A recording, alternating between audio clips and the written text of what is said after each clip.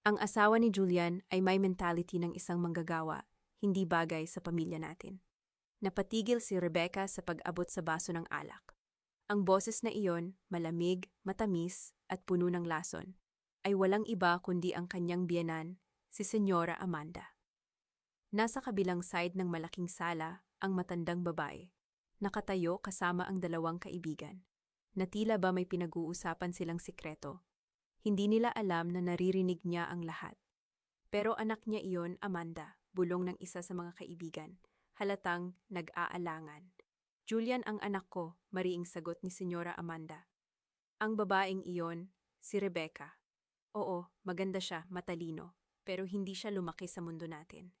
Hindi niya alam kung paano kumilos, kung paano magsalita. Ang negosyo niyang iyan, kawayan at kahoy, parang laruan lang.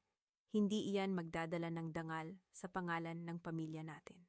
Naramdaman ni Rebecca ang pag-init ng kanyang mga pisngi. Hindi dahil sa hiya, kundi sa sakit.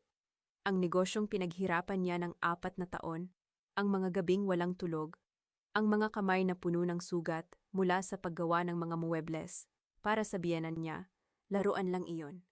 Tumikhim siya at saka naglakad palapit sa grupo. Senyora Amanda, nakangiting bati niya kahit na para siyang may punyal sa dibdib. Magandang gabi po, nais ko lang po sanang batiin ang mga bisita ninyo. Nagulat ang matandang babae, pero mabilis na bumalik ang kanyang maskara. Ah, Rebecca, nandito ka pala. Akala ko ba abala ka sa negosyo mong iyan? Natapos ko na po ang isang malaking order, sagot ni Rebecca, pinipilit na manatiling kalmado. Isang hotel sa Cebu ang bumili ng 50 piraso ng aming bamboo chairs. Talaga? Ngumiti si Senyora Amanda. Pero hindi umabot sa mata ang ngiti. Sige, magpakabusog ka. Mukhang kailangan mo ng enerhiya para sa ginagawa mong iyan.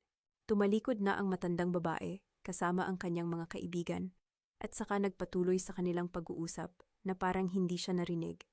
Nakatayo si Rebecca sa gitna ng sala, hawak ang baso ng alak na hindi niya alam kung kailan niya kinuha. Ang mga ilaw ng mamahaling chandelier ay naglalaro sa kanyang mukha. Pero wala siyang nararamdaman, kundi ang bigat ng mga salitang iyon. Becky, lumingon siya. Si Julian, ang kanyang asawa, ay papalapit sa kanya. Gwapo, nakangiti, may dalang plato ng pagkain. Saan ka ba nagpunta? Kanina pa kita hinahanap. Gutom ka na ba? Tiningnan niya ang mga mata ng asawa. Sa loob ng 3 taon ng kasal, ito ang lalaking minahal niya ng buong puso. Ang lalaking nangakong ipagtatanggol siya sa anumang hamon. Ang lalaking sa simula pa lang ay alam niyang may inang hindi siya matanggap. Narinig mo ba ang sinabi ng nanay mo? Tanong niya, pabulong. Ano? Kumunot ang noo ni Julian. Saan? Kanina lang, sinabi niya sa mga kaibigan niya na may mentality daw ako ng isang manggagawa, na hindi daw ako bagay sa pamilya ninyo. Tumigil si Julian sa pagnguya. Tumingin siya sa direksyon ng kanyang ina, saka bumalik ang tingin kay Rebecca. Huminga siya ng malalim. Becky, alam mo naman ang nanay ko. Ganyan talaga siya magsalita. Masyado kang sensitibo. Napasinghap si Rebecca. Sensitibo? Julian, sinabi niya na hindi ako bagay sa pamilya ninyo. Hindi ba yon nakaka-offend para sa'yo? Alam mo naman na mahal ka ng nanay ko sa sarili niyang paraan, sagot ni Julian. Ang boses ay parang nagmamakaawa. Huwag mo na lang pansinin, para sa ikapapanatag ng lahat. Para sa ikapapanatag ng lahat, ulit ni Rebecca. Naramdaman ang pait sa kanyang dila. At paano naman ang kapayapaan ko, Julian? Hindi ba iyon mahalaga? Becky, hindi ngayon ang tamang panahon para pag-usapan ito. Nandito ang lahat ng bisita. Ayokong masira ang gabi. Tiningnan niya ang asawa. Sa sandaling iyon, nakita niya ang isang estranghero. Hindi ang lalaking umibig sa kanya sa Construction Expo sa Bacolod. Hindi ang lalaking nagsabing proud siya sa kanyang ambisyon. Ang lalaking ito ay isang anak na takot sa ina. Isang asawang hindi kayang ipagtanggol ang kanyang asawa. Sige, mahina niyang sabi. At saka ibinaba ang baso ng alak. Kainin mo na ang pagkain mo, baka lumamig. Lumayo siya. Nadarama ang mga mata ni Julian na sumusunod sa kanya. Pero hindi siya tumigil. Naglakad siya papunta sa terrace, kung saan mahina ang ingay ng mga bisita, at saka huminga ng malalim. Ang malamig na hangin ng gabi ay humaplos sa kanyang balat, pero hindi nito napawi ang init ng sakit sa kanyang dibdib. Naalala niya ang kanyang ina, ang babaeng nagtahi ng kanyang mga damit noong bata pa siya. Ang babaeng nagturo sa kanya na ang dignidad ay hindi nabibili ng pera. Anak, sabi ng kanyang ina noong huling pagkikita nila bago ito mamatay. Ang tunay na lakas ay hindi nanggagaling sa pagsigaw. Ito ay nanggagaling sa pagpiling kumilos ng may dignidad. Itinago ni Rebecca ang luha. Tama ang ina niya. Hindi siya sisigaw. Hindi siya magwawala. Pero hindi rin siya mananatiling tahimik magpakailanman. Tumingin siya sa loob ng bahay, kung saan nakikita niya si Senyora Amanda na tumatawa kasama ang kanyang mga kaibigan. At si Julian na nakatayo sa gilid. Nakatingin sa kanya na parang naghihintay ng senyales. Sa sandaling iyon, isang tanong ang bumalot sa kanyang isipan. Hanggang kailan niya matitiis ang ganitong pagtrato? At bakit parang may itinatago ang biyenan niya? Isang bagay na mas malalim pa sa pagmamaliit. Isang bagay na maaaring magpabago sa lahat. Kinaumagahan, nagising si Rebecca sa tunog ng mga ibon sa labas ng kanilang bedroom window. Sa tabi niya, nakatalikod si Julian, humihinga ng mahimbing. Ilang minuto siyang nanatiling nakahiga. Pinagmamasdan ang kisame, hinahayaan ang mga salita ng biyenan na bumalik at sumakit muli sa kanyang dibdib. Anak, ang tunay na lakas ay hindi nanggagaling sa pagsigaw. Tumayo siya ng tahimik, nagbihis ng walang ingay, at bumaba sa kusina. Doon niya nakita si Aling Nena, ang matandang kasambahay na matagal nang naglilingkod sa pamilya ni Julian, na naghahanda ng almusal. Magandang umaga po, Ma'am Rebecca, bati ni Aling Nena habang hinahalo ang itlog sa kawali. Magandang umaga po, Aling Nena. Umupo si Rebecca sa harap ng mesa, kinuha ang isang pirasong tinapay. Nandyan na po ba si Senyora? Opo, maaga pong bumaba. Nasa hardin po, tumango si Rebecca. Ilang segundo siyang nag-isip bago nagsalita. Aling Nena, naaalala niyo po ba noong bago pa lang akong mag-asawa? Yung panahong may pinag-uusapan kaming utang ng pamilya, bahagyang huminto si Aling Nena sa pagluluto. Opo, naaalala ko po. Mahirap po yung panahon na yon para sa pamilya. Alam niyo po ba kung magkano ang naitulong ko? Tumingin si Aling Nena sa kanya.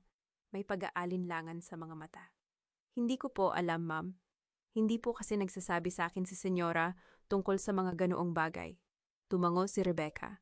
Tama, hindi nga sasabihin ni Senyora Amanda sa kasambahay ang tungkol sa utang. Hindi rin naman niya sasabihin kung sino ang nagbayad. Nang gabing iyon, sa isang hapunan kasama ang ilang pinsan ni Julian na bumisita mula sa Maynila, muling naramdaman ni Rebecca ang malamig na hangin ng pagmamaliit. Nakaupo siya sa dulo ng mesa, tahimik na kumakain, habang pinag-uusapan ng mga bisita ang tungkol sa bagong kotse ng isa sa mga pinsan. Ano nga pala, Rebecca, sabi ng isang tiyahin ni Julian. Si Tita Cora, isang babaeng may matalas na dila at mas matalas pang tingin. Kumusta na ang negosyo mong furniture? Kumikita naman ba? Opo, tita, mabagal pero tuloy-tuloy po. Ah, ganun ba? Ngumiti si Tita Cora ng pilit. Basta mag-ingat ka lang. Hindi biro ang negosyo, baka kasi masayang lang ang pera ng anak ko. Naramdaman ni Rebecca ang pag-init ng kanyang pisngi. Bago pa siya makasagot, sumingit si Senyora Amanda mula sa kabilang dulo ng mesa. Tama si Cora, sabi ni Senyora Amanda, hindi man lang tumitingin kay Rebecca. Ang negosyo ay para sa mga taong may kakayahan. Hindi lahat kayang humawak ng ganong responsibilidad. Natahimik ang buong mesa. Tumingin si Rebecca kay Julian, na nakaupo sa tabi ng kanyang ina. Nakayuko ito, abala sa pagkain, parang walang narinig. Julian, tawag niya ng mahina. Tumingala si Julian. Wala, umiling si Rebecca. Wala na, kinagabihan, pagkatapos ng hapunan, hinintay ni Rebecca na matapos si Julian sa kanyang shower. Nakaupo siya sa gilid ng kama, pinipiga ang kanyang mga kamay. Nang lumabas si Julian na may tuwalya sa balikat, nagdesisyon siyang magsalita. Julian, kailangan nating mag-usap. Pagod ako, Becky, humikab si Julian. Bukas na lang. Hindi, Julian. Ngayon. Tumayo si Rebecca, naramdaman ang tibok ng kanyang puso. Ilang buwan na tayong kasal. Ilang buwan ko nang tinitiis ang mga sinasabi ng nanay mo. Hindi mo ba napapansin? Napabuntong hininga si Julian, umupo sa gilid ng kama. Ano bang gusto mong gawin ko, Becky? Nanay ko yan. Alam ko, Pero Julian, noong bago tayo ikasal, ginawa ko ang lahat para sa pamilya nyo. Yung utang ng tatay mo sa bangko, ako ang nagbayad ng kalahati. Hindi mo ba naaalala na tahimik si Julian? Ilang segundo siyang nakatingin sa sahig bago nagsalita. Alam ko, Becky, nagpapasalamat ako. Pero hindi sapat yun para sa nanay mo. Kahit anong gawin ko, maliit pa rin ako sa paningin niya. Kanina, sa harap ng mga kamag-anak mo, pinahiya niya ako at wala kang ginawa. Anong gagawin ko?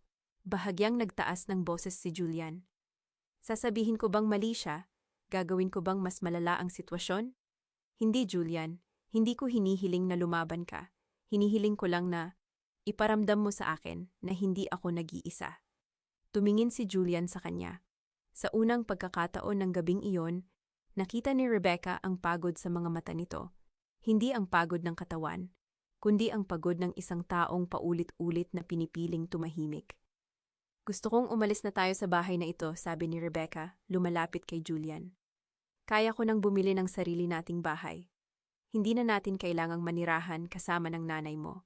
Hindi pwede, Becky. Mabilis na umiling si Julian. Sabi ng nanay ko, kailangan nating manatili rito para makapag-ipon.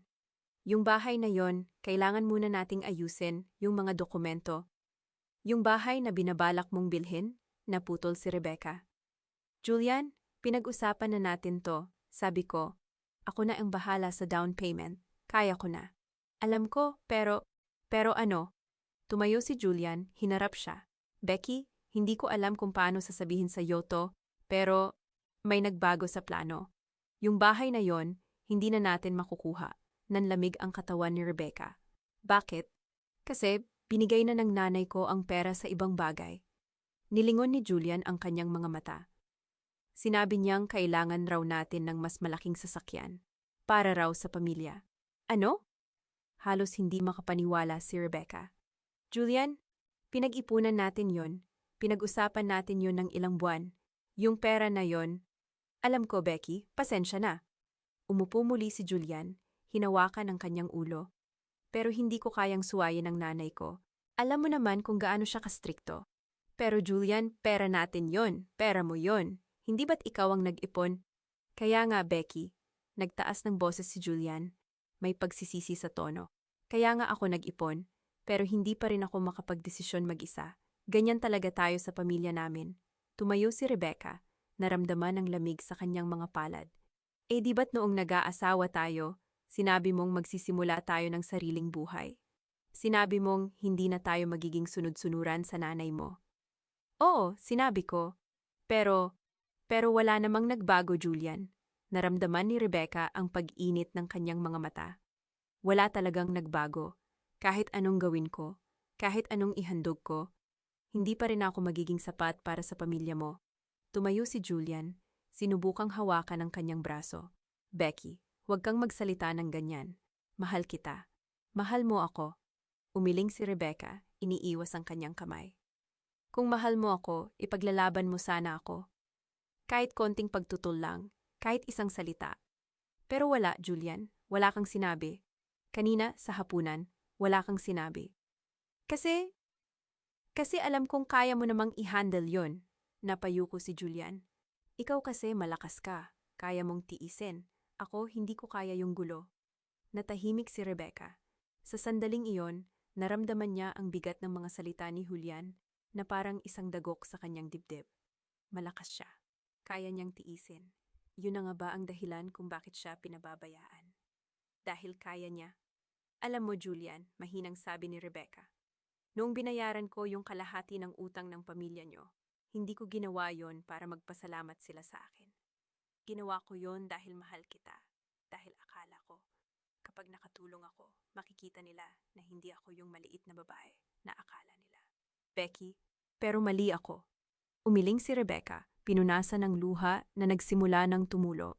Hindi ko mababago ang isip ng nanay mo.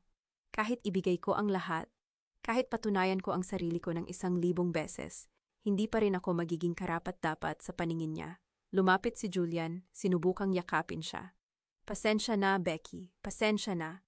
Iniwas ni Rebecca ang kanyang katawan. Hindi dahil galit siya, hindi na siya galit. Pagod na siya. Pagod na siyang lumaban para sa isang bagay na hindi naman niya kayang makuha. Matutulog na ako, sabi niya. Pumasok sa banyo at isinara ang pinto. Nakatayo siya sa harap ng salamin, nakatingin sa kanyang sariling refleksyon. Basang-basa ang mga mata, ngunit hindi na siya umiyak. Tumingin siya sa kanyang sarili, sa babaeng nagbigay ng lahat, sa babaeng tumulong sa pamilya ng lalaking mahal niya, sa babaeng paulit-ulit na pinili ang katahimikan. Hindi na bulong niya sa sarili, hindi na ako mananatiling tahimik. Kinabukasan, habang nag-iimpake si Rebecca para sa isang business meeting sa Maynila, nakita niya si Senyora Amanda na nakatayo sa pintuan ng kanyang silid. Nakatingin ito sa kanya ng may kakaibang ekspresyon. Hindi galit, hindi mapang-asar, kundi may isang bagay na hindi niya mabasa. Rebecca, tawag ni Senyora Amanda. Tumingala si Rebecca. Opo, ma'am. Alam kong nagbayad ka ng kalahati ng utang ng pamilya namin.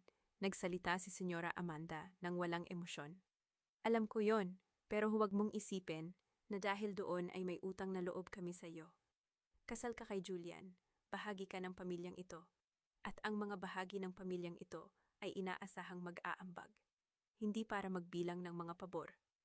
Naramdaman ni Rebecca ang pagtigas ng kanyang panga. Hindi ako nagbibilang ng mga pabor, ma'am. Ginawa ko yon dahil mahal mo si Julian, ngumiti si Senyora Amanda ng pilit. Oo, alam ko, pero sa mundong ito, Rebecca, ang pag-ibig ay hindi sapat. Kailangan mong malaman kung ano ang iyong lugar, at ang lugar mo ay hindi para magdesisyon para sa pamilyang ito. Tumalikod si Senyora Amanda at umalis, iniwan si Rebecca na nakatayo sa gitna ng kanyang silid. Hawak ang isang damit na hindi pa nailalagay sa maleta. Sa sandaling iyon, naramdaman ni Rebecca ang isang bagay na nagbabago sa loob niya. Hindi galit, hindi lungkot. Isang tahimik na paggising, isang pagtanggap na ang kanyang kabutihan, ang kanyang sakripisyo, ang kanyang pagmamahal ay hinding-hindi sapat para sa babaeng iyon. Kinuha niya ang kanyang telepono at tinawagan ang kanyang abogado. Atarian Reyes, ako si Rebecca. Gusto kong mag-usap tayo tungkol sa ilang bagay. Hindi ngayon, sa susunod na linggo, sa Maynila. May kailangan akong alamin. Habang inilalagay niya ang telepono sa kanyang bag, naramdaman niya ang bigat ng desisyon na kanyang ginagawa. Hindi pa niya alam kung ano ang susunod na hakbang, ngunit isang bagay ang malinaw. Hindi na siya mananatiling tahimik. Hindi na siya maghihintay ng pagbabago mula sa mga taong ayaw magbago. Tumingin siya sa loob ng bahay, kung saan narinig niya ang tawa ni Senyora Amanda sa kabilang kwarto, at ang boses ni Julian na sumasagot sa tawag ng kanyang ina. Sa sandaling iyon, napagtanto ni Rebecca na ang kanyang kabutihan ay hindi sapat upang mabago ang isip ng kanyang biyenan. At kung hindi sapat ang kabutihan, marahil ay oras na para humanap siya ng ibang paraan. Hindi para sirain ang pamilyang ito, kundi para iligtas ang sarili. Ang mga araw pagkatapos ng hapunang iyon ay dumaan na parang mga anino. Walang tiyak na hugis, walang tunay na kulay. Si Rebecca ay kumikilos pa rin. Pumapasok sa opisina, nakikipag-usap sa mga tauhan, nagre-review ng mga bagong disenyo. Ngunit sa tuwing sasapit ang gabi at babalik siya sa bahay na iyon, may bigat sa kanyang dibdib na hindi niya maipaliwanag. Hindi ito ang bahay na pinangarap niyang balikan. Hindi ito ang buhay na naisip niyang itatayo. Isang umaga, nagising siya na may kakaibang pakiramdam. Hindi siya makakain ng agahan, at ang amoy ng kape ay biglang nakasasama sa kanyang tiyan. Inisip niya na baka stress lamang o baka hindi siya nakatulog ng maayos.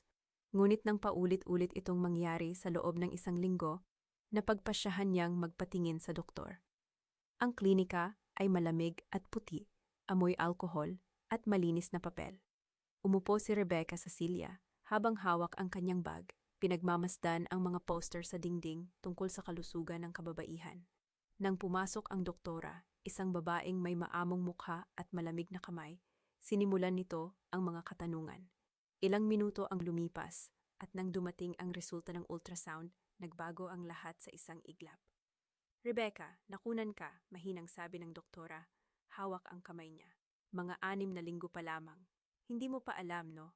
Naramdaman ni Rebecca na parang may bumigat sa kanyang dibdib. Isang bigat na hindi niya kayang bitawan. Hindi siya umiyak. Hindi siya makaiyak. Nakatitig lamang siya sa dingding. Iniisip kung paano naglaho ang isang bagay na hindi pa niya alam na nariyan.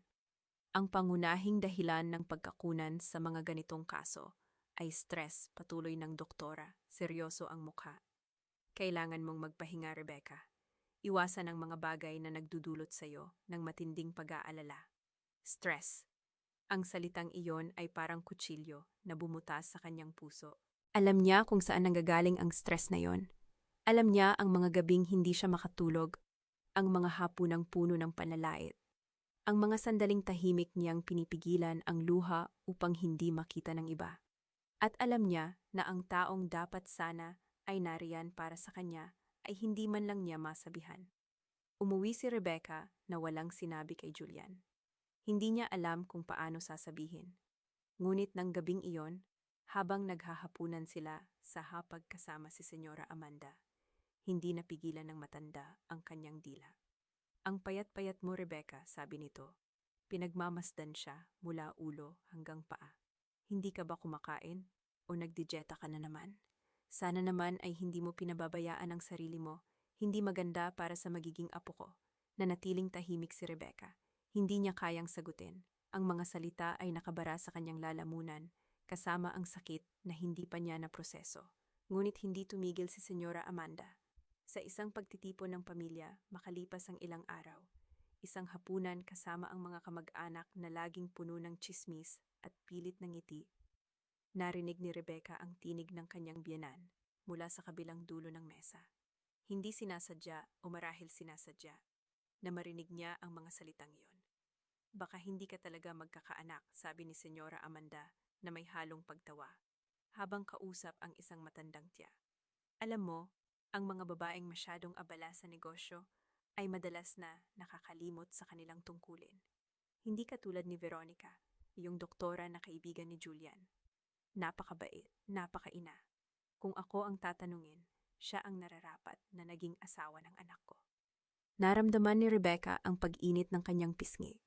Ang mga mata ng ilang kamag-anak ay napalingon sa kanya, puno ng awa o panunuya, hindi niya matukoy.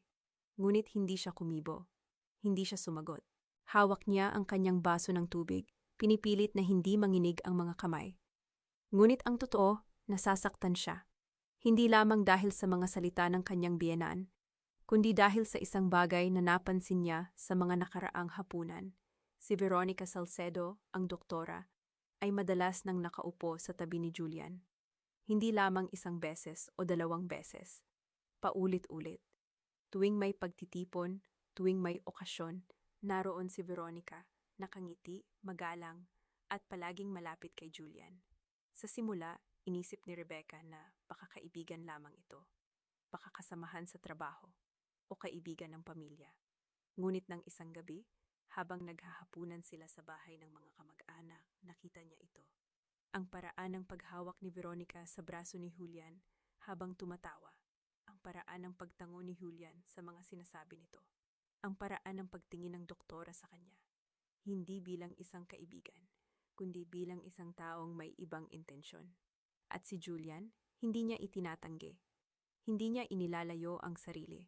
Nakaupo lamang siya doon, nakangiti, tila walang mali. Nang gabing iyon, habang pauwi sila sa kotse, hindi na napigilan ni Rebecca ang sarili.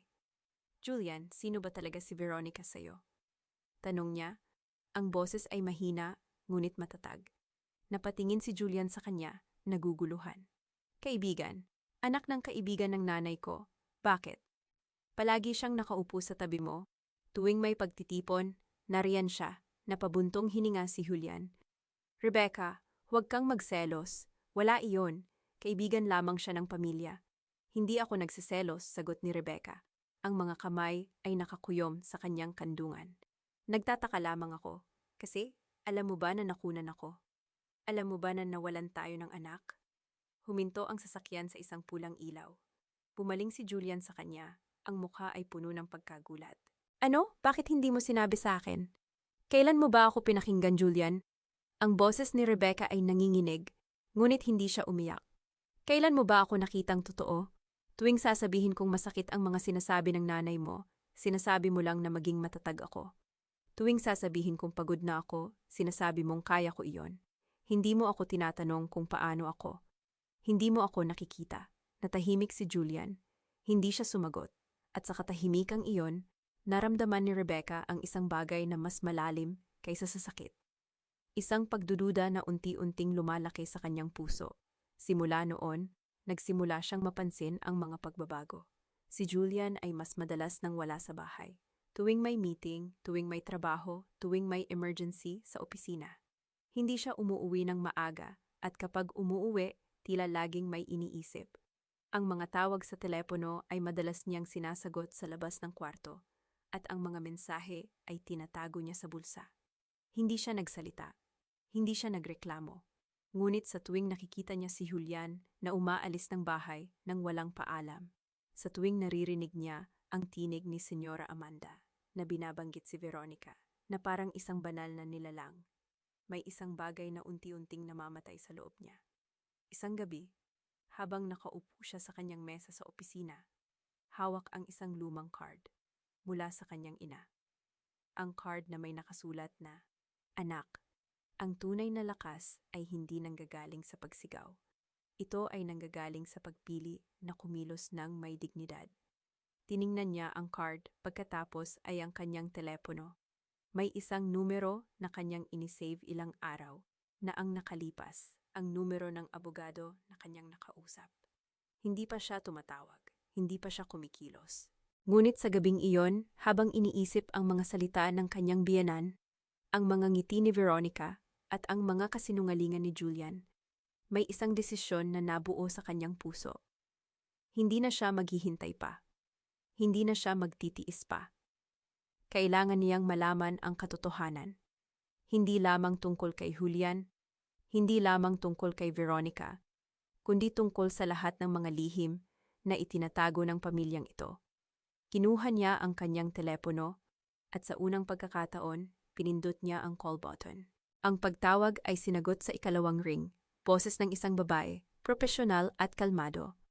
Attorney Marquez Law Office, magandang gabi. Paano ko po kayo matutulungan? Sandaling napahinto si Rebecca. Ang telepono ay biglang naging mabigat sa kanyang kamay. Ako po si Rebecca Villanueva. Nakausap ko po ang inyong opisina noong isang linggo. Humihingi po ako ng appointment. Mrs. Villanueva. Opo, nakaschedule na po kayo sa Miyerkules, 2:00 ng hapon. Inaasahan po namin kayo. Salamat. Pagbaba ng tawag, napansin ni Rebecca na nanginginig ang kanyang mga daliri. Hindi dahil sa takot, kundi dahil sa bigat ng desisyong kanyang ginawa. Sa Miyerkules, makikipagkita siya sa abogado. Sa Miyerkules, magsisimula ang kanyang paglaya. Ngunit hindi siya makapaghintay ng 2 araw. Kinabukasan, habang nag-aayos ng mga dokumento sa bahay para sa kanilang negosyo, may nakita siyang hindi niya inaasahan. Sa drawer ng study table ni Julian, isang drawer na laging nakalock, ay may nakalabas na sulok ng papel. Hindi niya alam kung bakit ito binuksan ng asawa o kung bakit hindi ito naisara ng maayos. Tumigil ang kanyang kamay. Alam niyang hindi niya dapat buksan. Alam niyang pagtitiwalaan ng asawa. Ngunit may boses sa kanyang isip, ang boses ng kanyang ina, na nagsasabing, "Anak, ang katotohanan ay hindi natatakot sa liwanag. Ang mga lihim lamang ang natatakot." Hinila niya ang drawer. Sa loob, bukod sa mga lumang resibo ng kuryente at tubig, ay may isang maliit na sobre. Dilaw, manipis, walang pangalan. Nang buksan niya ito, ang unang lumabas ay isang resibo mula sa isang maternity clinic sa may Katipunan. Nakapangalan kay Veronica Salcedo. May nakasulat na prenatal package, complete ultrasound and laboratory suite, at isang halagang hindi maliit. Nanlamig ang buong katawan ni Rebecca. Hindi siya makahinga. Hindi siya makagalaw. Ang resibo ay nanginginig sa kanyang mga kamay, ngunit hindi niya ito kayang bitawan. Binasa niya ito ng paulit-ulit, umaasang may mali. Na baka ibang Veronica ito, na baka nagkakamali siya. Ngunit alam niyang hindi. Doon, sa ilalim ng resibo, ay isang phone. Isang lumang modelo, mura, hindi ang mamahaling phone ni Julian. Naka-off ito, ngunit nang pindutin niya ang power button, umilaw ang screen. Walang password. Tila ba hindi inaasahan ni Julian na may makakatuklas nito. Binuksan niya ang messages. Nasaktan ako kahapon. Sabi mo kakausapin mo siya. Kailan? Mula kay Veronica. Pasensya na. Hindi pa ngayon. Kailangan kong maging maingat. Mula kay Julian. Maingat? Julian, ilang buwan na. Hindi ko kayang maghintay magpakailanman. Baka sabihin ko na sa kanya ang lahat. Mula kay Veronica. Sandali lang. Ginagawa ko ang lahat. Huwag kang mag-alala sa pera. Sinasabi ko kay nanay. At siya ang bahala. Mula kay Julian. Alam ko. Salamat kay Senyora. Pero Julian, gusto kong malaman ng lahat na tayo na. Ayoko nang magtago. Mula kay Veronica. Malapit na. Kapag natapos na ang annulment, ikaw na ang makakasama ko. Mula kay Julian. Hindi na natapos basahin ni Rebecca ang mga mensahe. Ang kanyang mga mata ay puno ng luha, ngunit hindi ito bumagsak. Hindi siya umiyak. Sa halip, isang kakaibang lamig ang kumalat sa kanyang dibdib.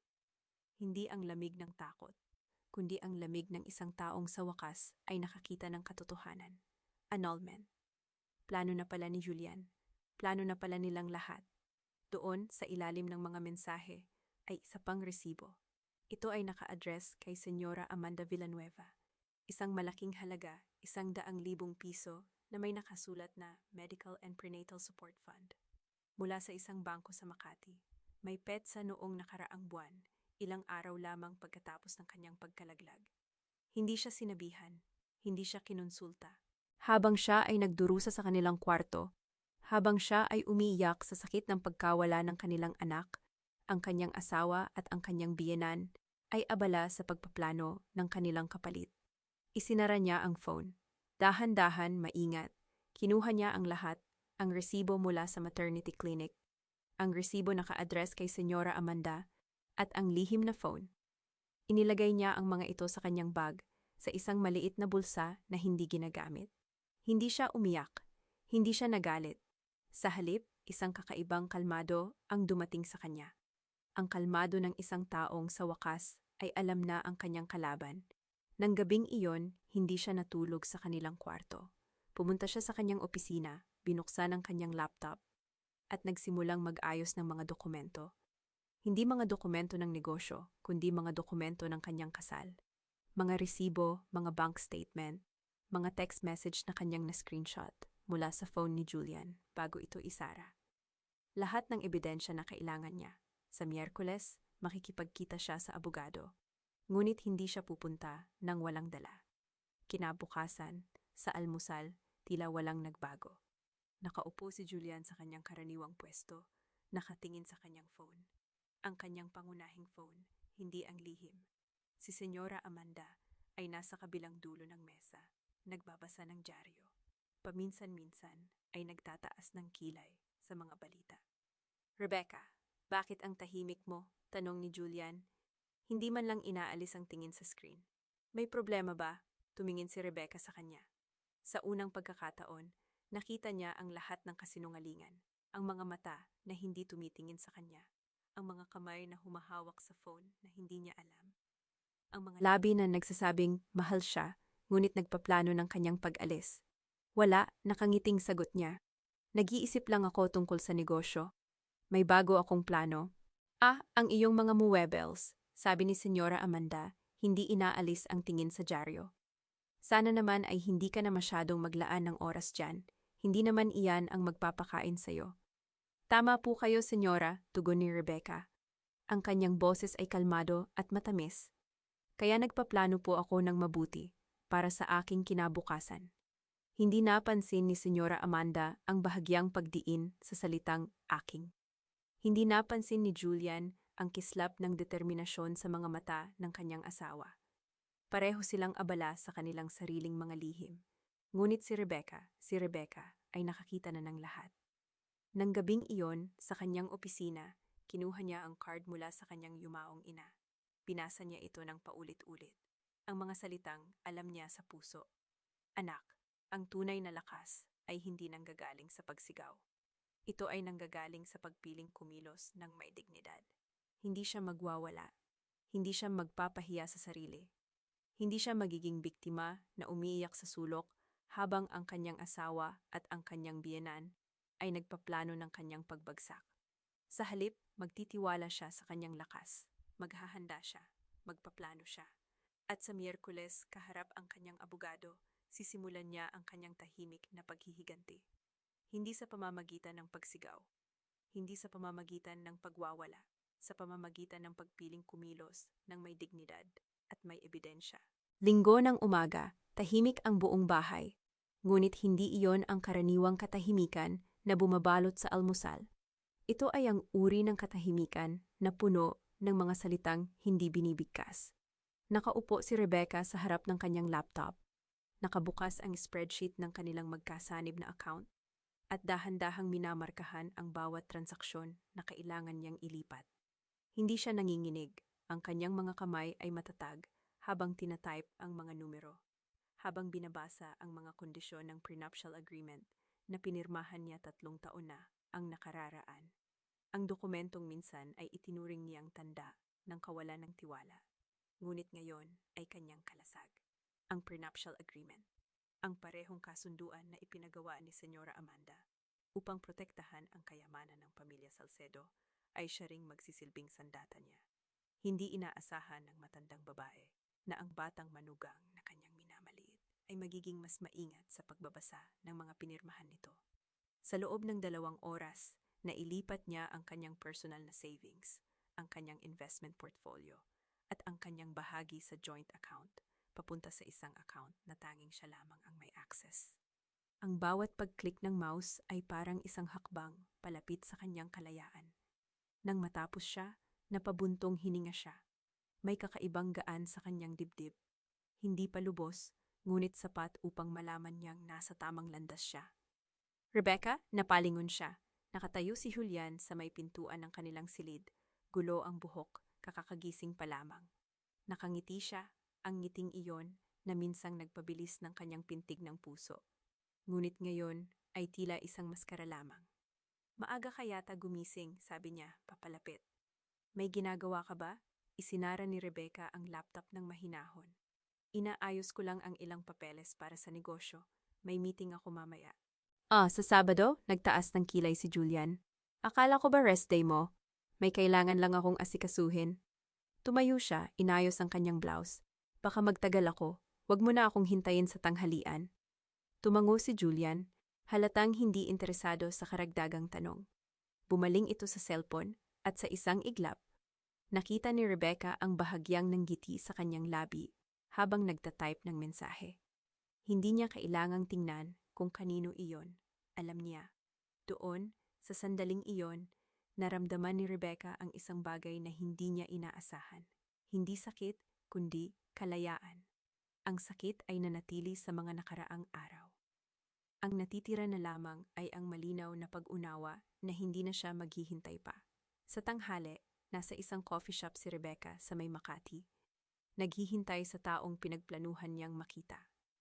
Nang pumasok si Veronica Salcedo, maikli ang buhok, nakaputing coat sa kabila ng araw ng Sabado, nakaramdam si Rebecca ng kakaibang kalmado.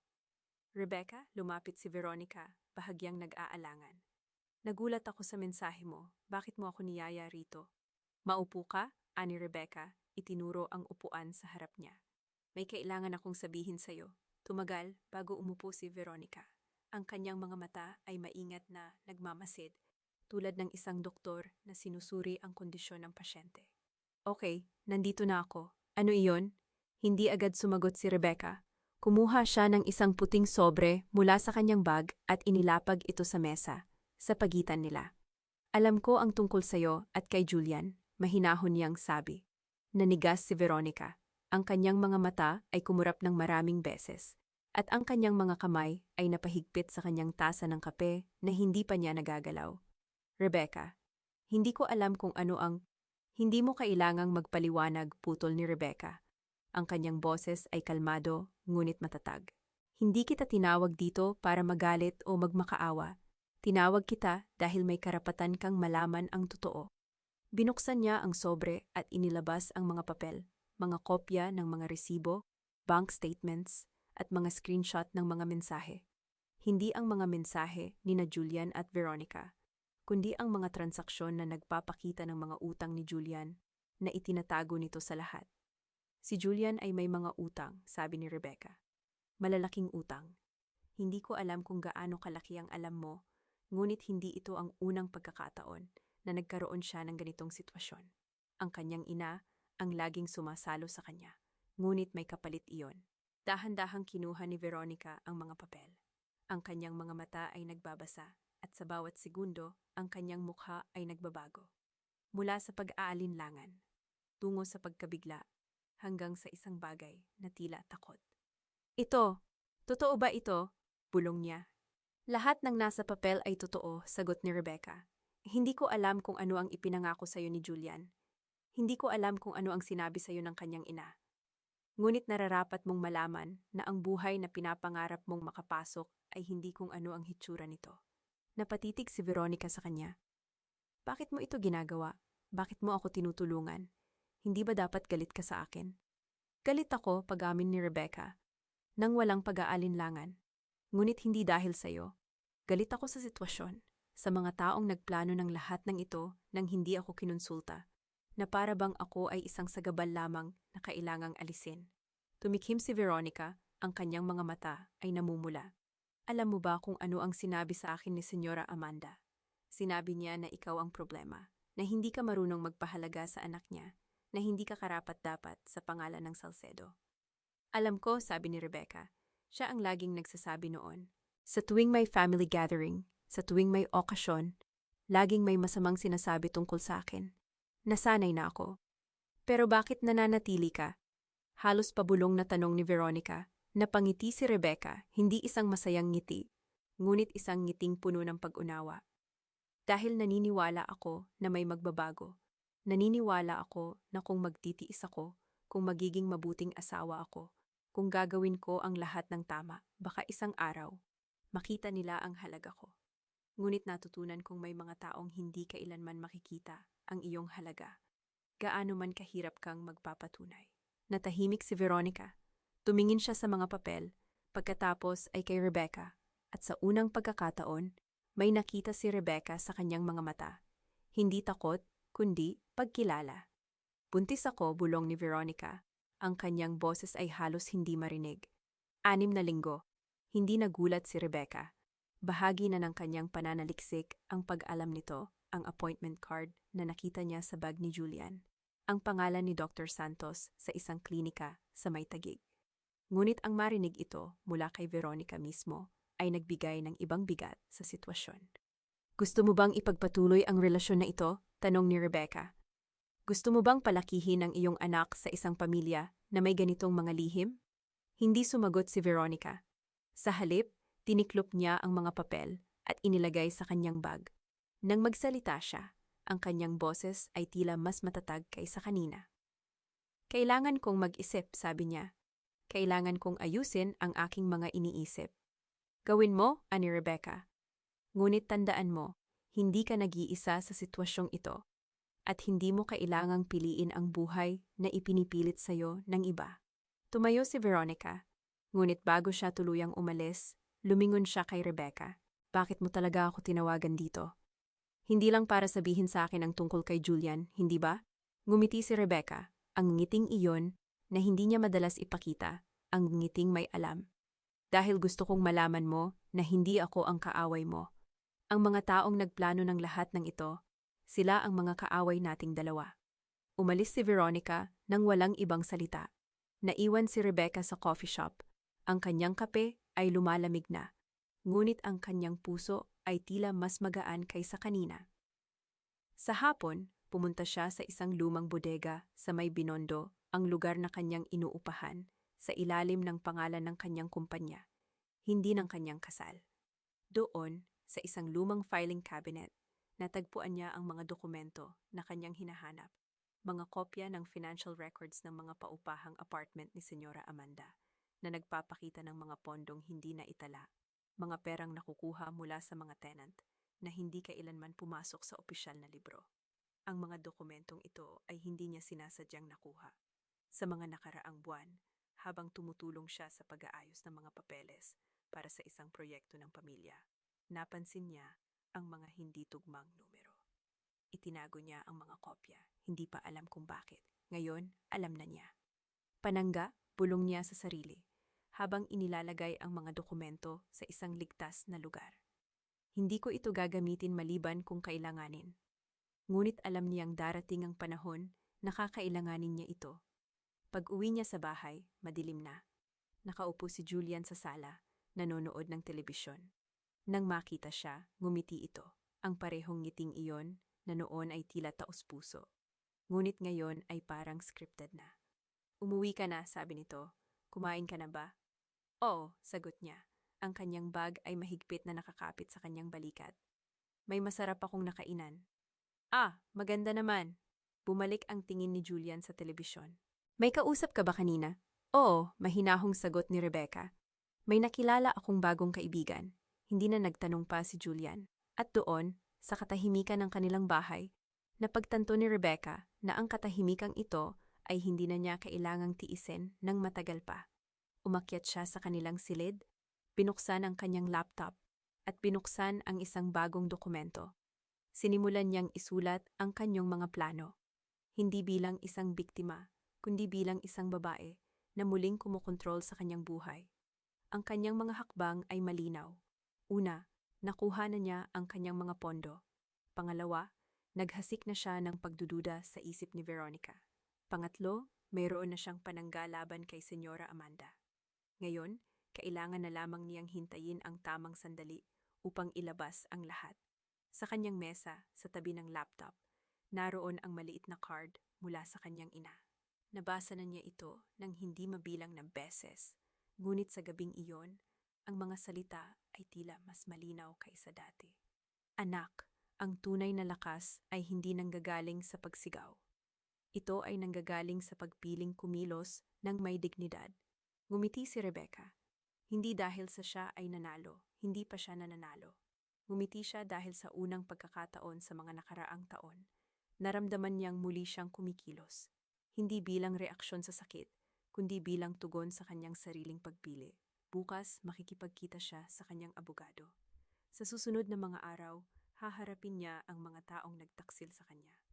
Ngunit sa gabing iyon, sa katahimikan ng kanyang silid, siya ay payapa. Hindi siya natatakot. Siya ay handa na. Ang umaga ay tila iba. Hindi dahil sa panahon, manipis pa rin ang ulap, at ang araw ay pilit sumisilip sa mga bintana ng opisina ni Attorney Marquez, kundi dahil sa bigat ng dala ni Rebecca. Hindi na ito ang bigat ng takot.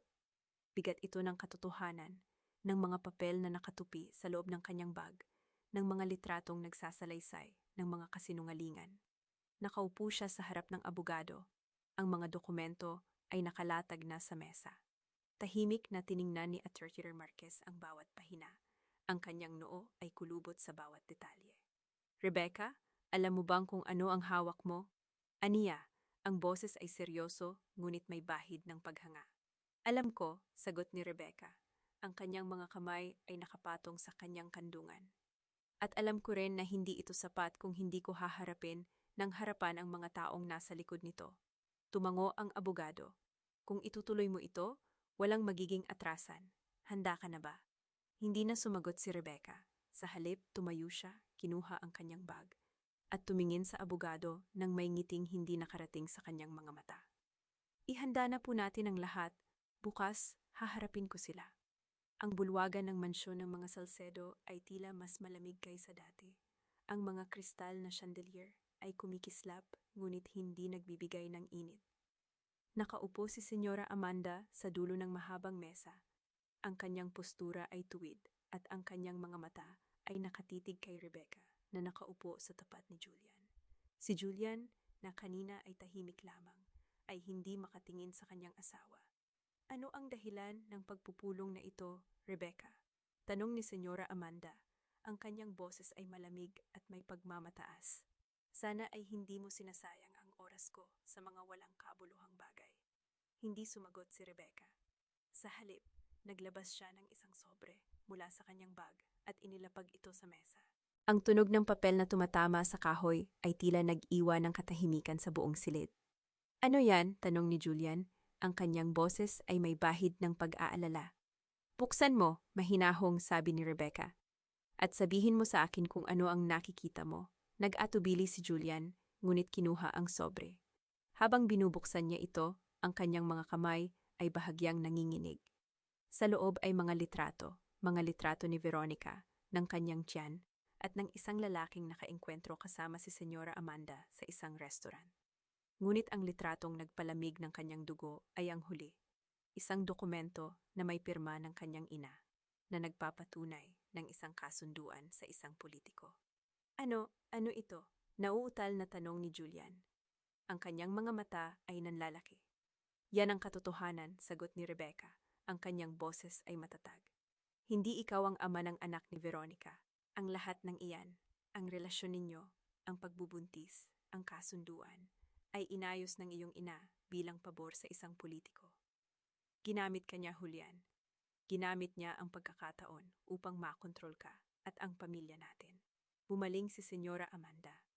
Ang kanyang mukha ay namula sa galit. Kasinungalingan, paano mo nagawang bastusin ang aking pangalan sa ganitong paraan?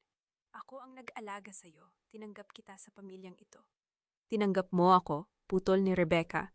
Ang kanyang boses ay tila matalim na patalim. O ginamit mo ako bilang kasangkapan upang mapanatili ang iyong imahe? Sinabi mo sa akin na ako ay walang kwenta, na ang aking negosyo ay basura, na hindi ako karapat-dapat sa iyong anak. Ngunit ikaw, senyora, ang nagtago ng mga utang, ang naglipat ng mga pondo, ang nagbenta ng mga ari-arian para sa iyong mga pakana. Sino ba talaga ang walang dignidad? Ang katahimikan ay bumalot sa silid. Si Julian ay nakatitig sa kanyang ina. Ang kanyang mga mata ay puno ng sakit at pagkawasak. Inay, totoo ba ito? Sinabi mo sa akin na si Veronica ay buntis sa akin. Sinabi mo na kailangan kong panindigan ang responsibilidad. Ngunit, ginamit mo ako. Julian, huwag kang makinig sa kanya. Simula ni Senyora Amanda, ngunit pinutol siya ni Julian. Sumagot ka, sigaw niya, ang kanyang boses ay basag. Ilang taon mo akong kinontrol? Ilang taon mo akong ginawang manika na sumusunod sa bawat utos mo? Akala ko ba ay para sa ikabubuti ng pamilya? Ngunit ito pala ay para sa iyong sariling interes. Tumayo si Senyora Amanda, ang kanyang mga kamay ay nanginginig. Paano mo ako kakausapin ng ganyan? Ako ang iyong ina. At ikaw ang nagtaksil sa akin, sagot ni Julian. Ang kanyang boses ay pabulong na. Ikaw ang nagtaksil sa amin. Hindi na nakatiis si Rebecca. Tumayo siya, inayos ang kanyang damit, at tumingin sa dalawang taong nasa harapan niya. Ang isa ay sunod-sunuran, ang isa ay mapagmataas. Hindi na ako magtatagal dito. Ang abogado ko ay may hawak ng mga dokumento na nagpapatunay ng lahat ng ito. Bukas, maghahain ako ng annulment. At hindi lamang iyan, ang mga ebidensya ng maling paggamit ng pondo ng iyong pamilya ay nasa kamay na ng autoridad. Ano? Napasinghap si Senyora Amanda. Hindi mo magagawa iyan. Wala kang karapatan. Wala akong karapatan? Ngumiti si Rebecca, ngunit ang ngiti ay hindi nagtatago ng sakit. Sa loob ng ilang taon, sinunod ko ang lahat ng gusto mo. Tiniis ko ang lahat ng kahihiyan. Ngunit hindi mo ako kayang pigilan ngayon, senyora. Hindi na. Lumingon siya kay Julian na nakatayo pa rin, ang kanyang mukha ay maputla. Paalam, Julian. Sana sa susunod na buhay mo, matutunan mong tumayo para sa iyong sarili. At umalis siya, ang tunog ng kanyang mga yapak ay tila nag-iwan ng marka sa marmol na sahig. Ang mga sumunod na araw ay puno ng unos. Ang balita ng pagkakalantad ay mabilis kumalat sa mga salon, sa mga opisina, sa mga lansangan ng Bacolod. Ang pangalan ng pamilya Salcedo na dating kinatatakutan at iginagalang ay naging paksa ng tsismis at panghuhusga. Si Senyora Amanda, na dati ay naguutos sa lahat, ay napilitang harapin ang mga abogado, ang mga autoridad, at ang mga taong minsan ay kanyang tinapakan. Napilitan siyang magbenta ng mga ari-arian, ang mga paupahang apartment, ang mga lupa kahit ang ilang alahas na minana pa niya sa kanyang ina, upang bayaran ang mga legal na bayarin. Ang mansyon na dating sagisag ng kanyang kapangyarihan ay naging tahimik at malamig. Ang mga katulong ay unti-unting umalis, ang mga ilaw ay pinatay, at ang mga pintuan ay isinara. Si Julian, sa kabilang banda, ay naglaho. Hindi na siya nagpakita sa mga opisina ng kanyang kumpanya. hindi na sumagot sa mga tawag. May mga nagsasabing nakita siya sa isang maliit na simbahan sa labas ng lungsod, nakaupo mag-isa sa isang sulok. Ang kanyang mga mata ay walang laman. Ang relasyon nila ng kanyang ina na dating matibay ay tuluyang nawasak. Hindi na sila nag-uusap, hindi na sila nagkikita. Ngunit si Rebecca ay hindi tumingin sa likod. Sa isang maaliwalas na umaga, nakatanggap siya ng tawag mula kay Attorney Marquez. Rebecca, pumirma na ang hukom. Ang annulment ay naaprubahan. Napapikit si Rebecca. Ang mga salita ay tila nag-aanod sa hangin, dahan-dahang bumabalot sa kanya. Hindi siya umiyak, hindi na siya umiyak. Sa halip, ngumiti siya, isang ngiting hindi galing sa labas, kundi mula sa kaibuturan ng kanyang puso. Salamat, Atway, mahinahong sabi niya. Salamat sa lahat. Pagkatapos ng tawag, tumayo siya sa harap ng bintana ng kanyang maliit na opisina. Sa labas, ang mga manggagawa ay abala sa paggawa ng mga muebles mula sa ni-recycle na kawayan. Ang amoy ng kahoy at barnis ay pumuno sa hangin, at sa unang pagkakataon sa mga nakaraang buwan, naramdaman niyang muli siyang humihinga ng malaya. Bumaba siya sa paggawaan, kung saan si Aling Nena, ang matandang manggagawa na kanyang pinagkakatiwalaan, ay nagkukumpuni ng isang upuan. Ma'am Rebecca, kumusta po? Tanong nito. Ang kanyang mga mata ay puno ng pag-aalala. Maayos na, Aling Nena, sagot ni Rebecca. Ang kanyang boses ay magaan. Sa wakas, maayos na. Tumingin siya sa paligid, sa mga kahoy, sa mga kawayan, sa mga kamay na masipag na gumagawa. Ang kanyang negosyo, ang kawayan at kahoy, ay hindi lamang isang kumpanya. Ito ay simbolo ng kanyang pagbangon, ng kanyang pagpili na kumilos ng may dignidad. Sa kanyang mesa, nakalagay pa rin ang card mula sa kanyang ina. Anak, ang tunay na lakas ay hindi nanggagaling sa pagsigaw. Ito ay nanggagaling sa pagpiling kumilos ng may dignidad. At sa unang pagkakataon, hindi lamang ngumiti si Rebecca. Natawa siya, isang tawa na tila naglilinis ng lahat ng sugat, lahat ng sakit, lahat ng kasinungalingan. Malaya na siya. Ang umaga sa Quezon City ay maingay, puno ng busina at usok ng mga sasakyan. Ngunit para kay Rebecca, ito ang pinakamatamis na simoy ng hangin na naramdaman niya sa loob ng maraming taon. Nakatayo siya sa harap ng isang malaking bodega, 3 palapag, may malalawak na bintana, at isang malaking karatula na ipapakabit pa lamang. Kawayan at kahoy, main office at warehouse. Huminga siya ng malalim. Ang amoy ng sariwang kahoy at kawayan ay pumuno sa kanyang mga baga. Hindi ito ang amoy ng tahanan ni Julian. Hindi ang pabango ni Senyora Amanda o ang malamig na hangin ng mansyon. Ito ay amoy ng pawis, ng paggawa, ng mga bagay na kanyang itinayo gamit ang kanyang sariling mga kamay. Ma'am Rebecca, handa na po ang mga trabahador sa loob, sabi ni Mang Ben. Ang kanyang katiwala mula pa noong una siyang magsimula. Hihintayin niyo po ba ang ribbon cutting o magsisimula na tayo? Hindi na kailangan ng ribbon cutting, Mang Ben, nakangiting sagot ni Rebecca. Ang kawayan ay hindi nangangailangan ng seremonya para lumaki. Magsimula na tayo. Pumasok siya sa loob ng bodega. Sa unang palapag, may mga manggagawang abala sa paggawa ng mga dining table mula sa ni-recycle na kawayan. Pinanood niya sila saglit. Ang mga kamay na nagkakaskas, nagkukumpuni, nagbubuo. Ang bawat martilyo na humahampas ay parang ritmo ng isang awit na alam niya sa puso. Sa ikalawang palapag, ang mga opisina, ang kanyang opisina sa pinakadulo, may malaking bintana na nakaharap sa tanawin ng lungsod. Umakyat siya sa kanyang opisina at naupo sa kanyang mesa. Sa unang pagkakataon, hindi siya nakaramdam ng pagod. Hindi ang pagod ng laban, hindi ang pagod ng pagtitiis.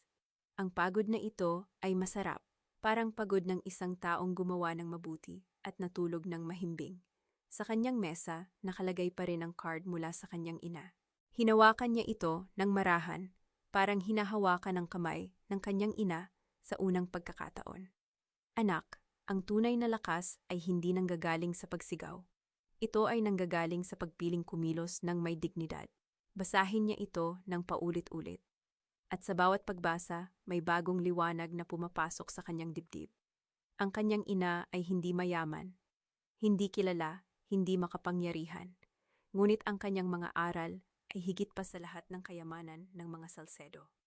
Naalala niya ang mga gabing umiiyak siya sa banyo ng mansyon, ang mga gabing pinagtiisan niya ang mga masasakit na salita ni Senyora Amanda, ang mga gabing tahimik niyang pinanood si Julian na lumalayo. Hindi niya ito malilimutan, hindi niya ito dapat kalimutan.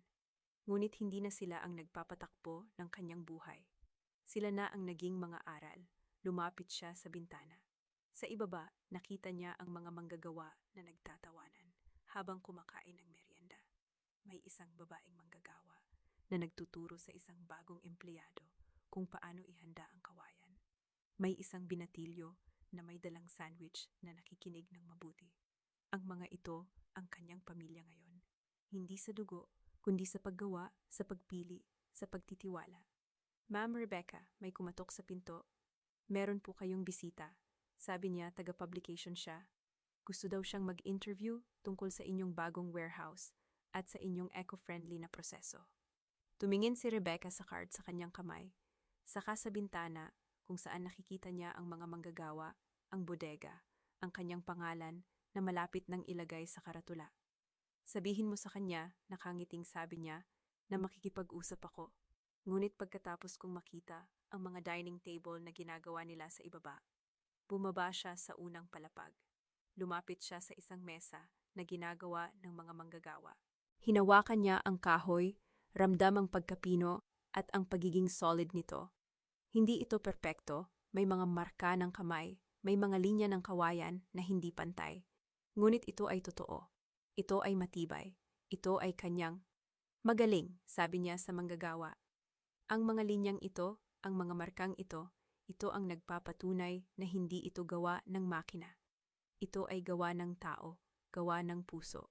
Ang manggagawa ay ngumiti. At sa ngiting iyon, nakita ni Rebecca ang sarili niya. Ang babaeng nagsimula sa wala, na nagtiis, na hindi sumigaw. Ngunit kumilos ng may dignidad. Habang papalabas siya ng bodega, huminto siya sandali at tumingin sa paligid. Ang bodega, ang mga manggagawa, ang kanyang opisina, ang card ng kanyang ina sa kanyang bulsa. Hindi ito ang katapusan ng kanyang kwento. Ito ang simula ng isang bagong kabanata. Isang kabanata na isinulat niya mismo. Sa sarili niyang mga kamay, sa sarili niyang mga salita. At sa unang pagkakataon, hindi lamang ngumiti si Rebecca. Natawa siya, isang tawa na tila naglilinis ng lahat ng sugat, lahat ng sakit, lahat ng kasinungalingan. Malaya na siya. Kaya pala, ganun pala ang tunay na kahulugan ng pagiging malaya. Hindi ito ang paglayo sa isang bahay o ang pag-alis sa isang taong nagpabaya sa iyo. Ang tunay na kalayaan, ang matagal nang hinahanap ni Rebecca, ay ang araw na nagising ka at alam mong hindi mo na kailangang patunayan ang iyong sarili sa kahit kanino. Na ang iyong halaga ay hindi nasusukat sa kung paano ka tratuhin ng iba, kundi sa kung paano mo piniling bumangon at magpatuloy. Ganyan si Rebecca. Hindi siya sumigaw, hindi siya nagmakaawa. Tahimik niyang binuo ang kanyang sarili mula sa mga pirasong iniwan sa kanya, hindi bilang isang biktima, kundi bilang isang babaeng may dignidad na hindi kayang nakawin ng sinuman.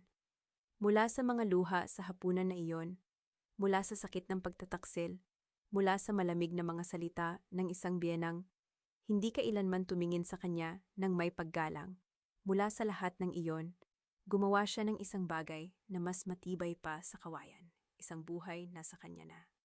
At sa bawat tawa niya ngayon, sa bawat piraso ng muebles na lumalabas sa kanyang pagawaan, may bahagi ng kanyang ina na kasama niya. Ang mga aral na itinuro nito na ang lakas ay hindi nasusukat sa lakas ng boses, kundi sa tapang na pumili ng tama kahit masakit, ay nabubuhay sa bawat hakbang niya. Kaya para sa lahat ng nakikinig, tandaan ninyo, ang pagtatapos ng isang kabanata ay hindi nangangahulugang tapos na ang kwento. Minsan, ito lang pala ang simula ng mas magandang bersyon ng iyong sarili. Kung may pinagdaraanan kayong pagsubok, kapit lang. Tulad ni Rebecca, kaya niyo ring bumangon. At sa tamang panahon, makakatagpo rin kayo ng inyong sariling tawa. Ang tawang nanggagaling sa pusong sa wakas ay malaya na. Maraming salamat sa inyong pakikinig at pagsama kay Rebecca sa kanyang paglalakbay. Kung nagustuhan ninyo ang kwentong ito, huwag kalimutang mag-subscribe at i-share sa inyong mga kaibigan. Hanggang sa muli nating pagkukwentuhan, paalam!